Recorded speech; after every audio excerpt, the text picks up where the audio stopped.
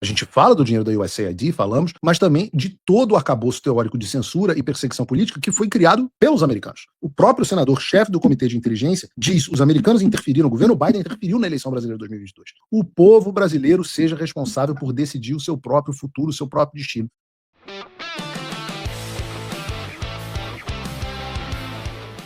Vamos falar sobre Flávio Bolsonaro indo aos Estados Unidos para brigar contra as tarifas, coisa que o Lula não fez, e você vai entender por quê. Tem coisa muito mais séria para a gente falar, peço desculpas, inclusive, por não termos tido o programa ontem.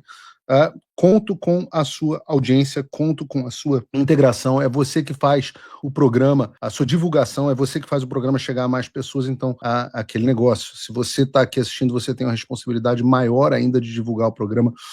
Clicando no like é o caminho importante, mandando para os amigos e mandando para os inimigos, porque esse é o Paulo Figueiredo Show. Vamos falar sobre as coisas que a gente precisa falar. Começando o programa de ontem, eu queria ter feito o programa ontem, mas como vocês sabem, eu estava o dia inteiro em Washington, então eu começo o programa de hoje comemorando uma vitória, mais uma vitória que a direita teve na América do Sul, porque no domingo a gente teve a notícia da eleição do Abelardo de la Espriella, o candidato da direita na Colômbia, que venceu as eleições contra o candidato do atual presidente Gustavo Petro, que é um tremendo um esquerdista de quinta categoria. O candidato dele era o Ivan Cepeda.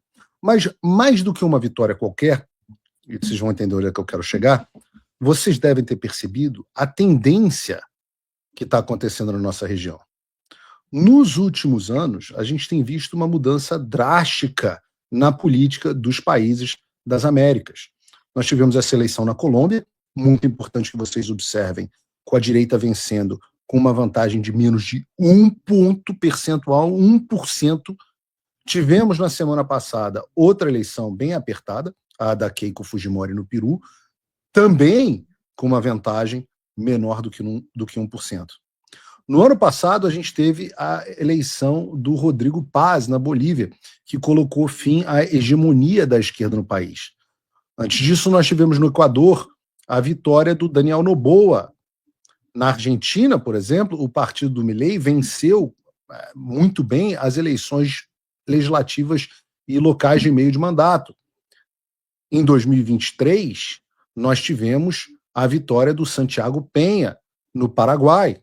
Obviamente, não posso esquecer do Chile e da vitória do Kast. Vejam a transformação, por exemplo, na América do Sul. Em junho de 2023, você tinha 3 países com presidente de direita. Em julho de 2026, nós temos 7. Lembrando que nesse mapa tem também a Guiana Francesa, que apesar de ser na nossa região, tem um presidente esquerdista lá na França, que é o Macron. Então, digamos assim, eles não contam, não há eleição na nossa região. Aliás, tem uma coisa engraçada, né? Você olhando para as cores do mapa, isso é muito interessante. Toda vez que a gente enxerga a América Latina, enxerga vermelho no mapa, a gente entende que é o lado comunista, né? Mas toda vez que os americanos aqui veem esse mapa e veem vermelho, eles pensam na direita, porque a direita aqui nos Estados Unidos ficou associada desde a década de 80, mais ou menos, ao Partido Republicano, né? Essa é uma curiosidade. Para a gente é diferente, a gente enxerga vermelho, de fato é coisa de comunista. Mas voltando ao assunto, você talvez deva estar se perguntando, o que mudou de 2023 para cá? É claro que uma parte dessa mudança deriva do descontentamento com as políticas desastrosas da esquerda. Os amigos do Lula fracassaram miseravelmente nos seus governos, né? O Petro na Colômbia, com seu discurso de paz, permitiu o crescimento de grupos armados dentro do próprio país. O Boric, no Chile, desacelerou o crescimento econômico do país, que sempre foi a referência da região. O Alberto Fernandes basicamente destruiu a economia da Argentina na esteira de um peronismo kirchnerismo. Quando o Javier Milei assumiu, a inflação da Argentina era de mais de 160%. Por outro lado, a direita entra, e no caso do Milei, começou a, por exemplo, reconstruir o país. Isso causa uma certa inveja, né? A Argentina registrou em 2024 o primeiro superávit financeiro em 14 anos. A inflação dos argentinos caiu para patamares próximos de 2% ao mês em 2025. E o PIB cresceu 5,8% no primeiro trimestre de 2025. Então, a esquerda destrói, entra alguém da direita e vai lá consertar. Então tem o ponto, naturalmente, do descontentamento político. Isso é relevante. A esquerda causa estrago onde quer que ela entre. Mas há um outro ponto também. Sem dúvida alguma, não dá para a gente cometer a falácia do pós-hoc, ergo propter hoc, né? Ou seja, achar que uma coisa aconteceu depois da outra, então a primeira causou a segunda necessariamente, nem sempre é assim, mas é difícil não enxergar uma causalidade ou uma correlação entre o que aconteceu nas Américas durante a gestão Biden e o que aconteceu depois da entrada do Donald Trump, com os Estados Unidos parando de interferir nas eleições dos dois países. E aqui eu faço uma ressalva ao caso da Venezuela, porque os Estados Unidos, de fato, fizeram uma intervenção muito mais dura na Venezuela durante o governo Trump. Mas a gente lembra aqui que a Venezuela é um país que não tinha nem mais eleições, né? O escândalo da fraude ficou escancarado, ficou mais evidente ainda em 2024, quando concederam uma vitória novamente ao Maduro, e lá, eu digo escancarado porque lá foi possível verificar factualmente a fraude, ao contrário do Brasil, porque o sistema venezuelano tem voto impresso que permite a verificação. Ou seja, é um sistema, inclusive, mais seguro que o nosso. Por isso que a gente lá dá para ter certeza do que aconteceu, e do Brasil a gente só pode ter surpresas bem fundamentadas, suspeitas bem fundamentadas. Pois não. E no tocante à fraude eleitoral, o Trump já deu um aviso ontem ao republicar um artigo da Newsmax que falava sobre as eleições no Brasil. Né? Ele, na verdade, falava sobre essa mudança na América Latina. Vejam o que reportou, por exemplo, o Globo. Trump reposta artigo que define eleições brasileiras como próximo teste para sua influência na América Latina. Ao citar o cenário brasileiro, o artigo sustenta que a próxima eleição presidencial poderá se tornar a disputa mais consequente do hemisfério sob a influência política de Trump. A matéria menciona a disputa política entre a família Bolsonaro e o presidente Lula. Segundo o artigo, está dizendo o Globo, que eu não sei por que a gente está lendo o Globo em vez de ler o próprio artigo, mas vamos lá. Segundo o artigo, as eleições no Brasil estariam provocando um intenso debate sobre integridade do sistema eleitoral brasileiro e sobre se a disputa será conduzida de uma forma considerada livre e justa por todos os lados. Então, o mundo, inclusive aí o presidente Trump, estão vendo a mudança na América Latina e agora, e foi algo que eu percebi muito em Washington nesses últimos 2 dias, os olhos estão muito voltados ao Brasil, exatamente como nós queríamos, para que o mundo preste atenção no que está sendo feito com esse continente e a interferência real que nós sofremos. Mas, sem dúvida alguma, não é só o dinheiro da USAID que interferia na América do Sul. Mas sim, era dinheiro do USAID, claro, mas todo um arcabouço de intervenção diplomático americano nas eleições da América Latina. A gente fala do dinheiro da USAID, falamos, mas também de todo o arcabouço teórico de censura e perseguição política que foi criado pelos americanos. Né? Eu falo aqui, por exemplo, só para citar, já falei várias vezes, o Atlantic Council, que é uma ONG,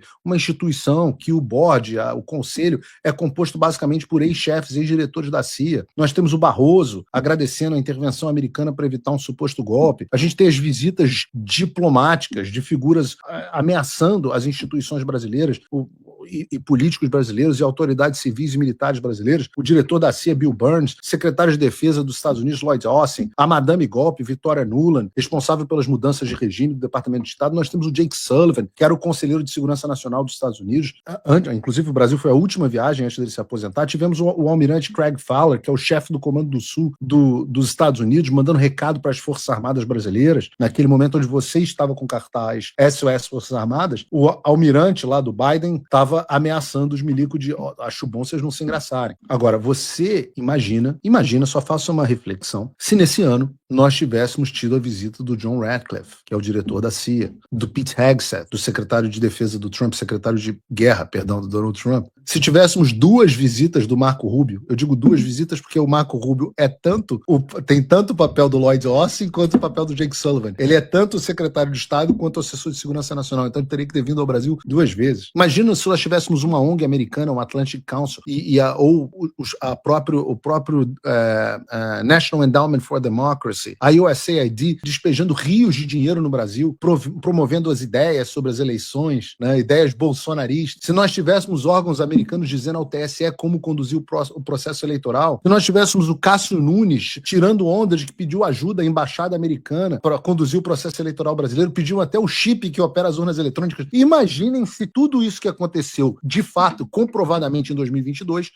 tivesse acontecendo com um sinal trocado em 2026. O chilique que a esquerda estaria tendo agora. Então não é segredo para ninguém, né? Estou dizendo aqui, eu voltei de Washington hoje, e eu digo a vocês que é muito possível que nós tenhamos, sim, como diz o artigo do Trump, e como eu estou dizendo a vocês, que nós tenhamos visitas de autoridades americanas, de delegações americanas, de funcionários do governo americano ao Brasil nesse ano, para cobrar, como diz o artigo compartilhado pelo Donald Trump, transparência, eleições limpas e livres. Mas certamente nós não vamos ter pessoas do altíssimo escalão, Marco Rubio não irá ao Brasil, nós não teremos pessoas do altíssimo escalão com o objetivo de interferência eleitoral. Aliás, saiu na imprensa, e isso de fato me foi dito pelo próprio senador Tom Cotton, num jantar que nós participamos no sábado. Tom Cotton é o poderoso, né? Ele é o presidente do poderoso Comitê de Inteligência do Senado nos Estados Unidos, saiu na mídia, me perguntaram e eu respondi, numa matéria do Metrópolis, com o seguinte título: Recado do senador dos Estados Unidos em jantar com Eduardo Bolsonaro, diz a reportagem do Metrópolis. Chefe do Comitê de Inteligência do Senado dos Estados Unidos, o senador republicano Tom Cotton teria afirmado que o governo do presidente Donald Trump não vai interferir nas eleições brasileiras como teria ocorrido em 2022, sob a gestão do então presidente Joe Biden, apurou o Metrópolis. A declaração, segundo relatos, o relato foi meu, foi feita durante um jantar em Washington que reuniu o deputado federal Eduardo Bolsonaro e o aliado Paulo Figueiredo com 22 senadores republicanos. Cotton foi o anfitrião do encontro. O senador comparou a postura do atual governo americano com a de 2022, quando, segundo a sua fala, houve atuação institucional dos Estados Unidos em relação ao processo eleitoral brasileiro. Ou seja, o próprio senador, chefe do Comitê de Inteligência, diz: os americanos interferiram, o governo Biden interferiu na eleição brasileira de 2022.